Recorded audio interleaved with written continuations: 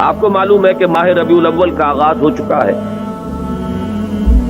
دوسری تاریخ ختم ہوئی اور آج ہم تیسری شب میں اس وقت یہاں بیٹھے ہیں۔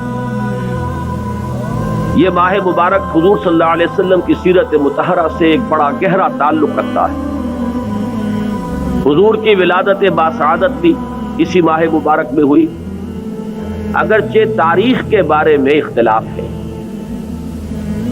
حضور کا انتقال بھی اس ماہ مبارک میں ہوا، اور وہ متفق علیہ تاریخ ہے 12 ربیع الاول اصل میں حضور کا یوم وفات ہے، اور اکثر محققین کی رائے یہ ہے کہ آپ کا یوم ولادت جو ہے وہ 9 ربیع الاول ہے۔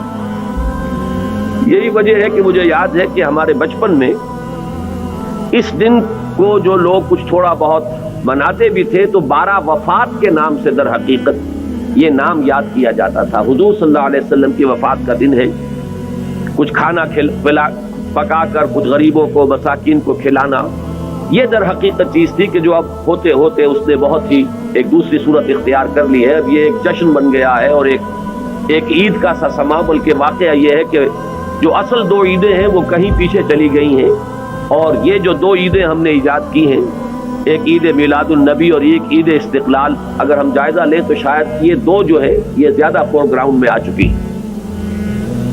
لیکن یہ کہ جہاں تک آپ کی ولادت اور آپ کے وفات کا اس ماہ مبارک میں ہونا ہے وہ ثابت ہے۔ مزید برآں حضور کا ورود مدینہ منورہ میں بھی ماہ ربیع الاول میں ہوا ہے۔ اس پہلو سے اگر اس ماہ مبارک میں ہم سیرت النبی کے مطالعے کا ایک خاص موضوع رکھیں، کسی تاریخ کے تعین کے بغیر اس مہینے کی مناسبت سے سیرت مطہرہ پر گفتگویں ہوں، غور و فکر ہو، اور اس میں بھی عملی پہلو سامنے ہو، اتباع کا جذبہ ہو، سمجھنا سمجھانا اس لیے ہو کہ اس پر عمل کرنا ہے، تو یقیناً یہ چیز ہمارے لیے بہت مفید ہوگی اور ہمارے بہت سے امراض کا شاید اس سے مداوع ہو سکے۔ یأخذون بسنته ویقتدون بأمره ثم انها تخلف من بعدهم خلوف۔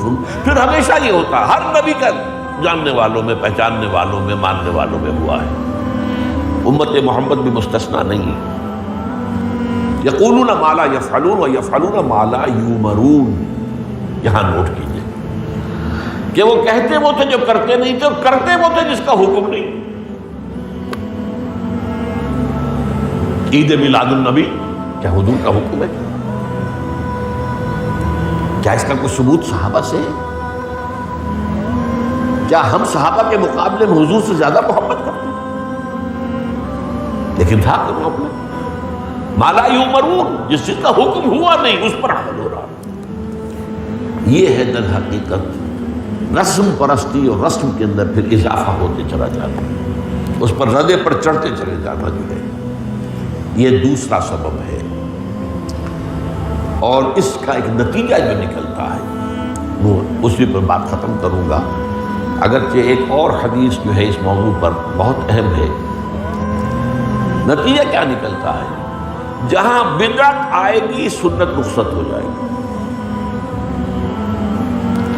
اب نماز جنازہ کی وہ اہمیت نہیں ہوگی، نہ نماز جنازہ یاد کرنی ہے، نہ دعا یاد کرنی ہے، کچھ پتہ نہیں، جا کے کھڑے ہو گئے ہیں، وضو بھی ہے کہ نہیں ہے، لیکن قرآن خوانی میں تو جانا ہی جانا۔ یہ کیوں ہوتا؟ ورنہ یہ کہ نماز کی اہمیت ہوتی، نماز جنازہ کی، آپ اگرچہ عربی نہیں آتی لیکن ترجمہ تو اس دعا کا یاد کر لینا کوئی مشکل کام نہیں ہے، تاکہ کھڑے ہوں دل سے دعا مانگے۔ تو جہاں بدعت آئے گی وہاں سنت جو ہے اس کی حیثیت کم ہو جائے گی، اس کا استخفاف ہوگا یا غائب ہو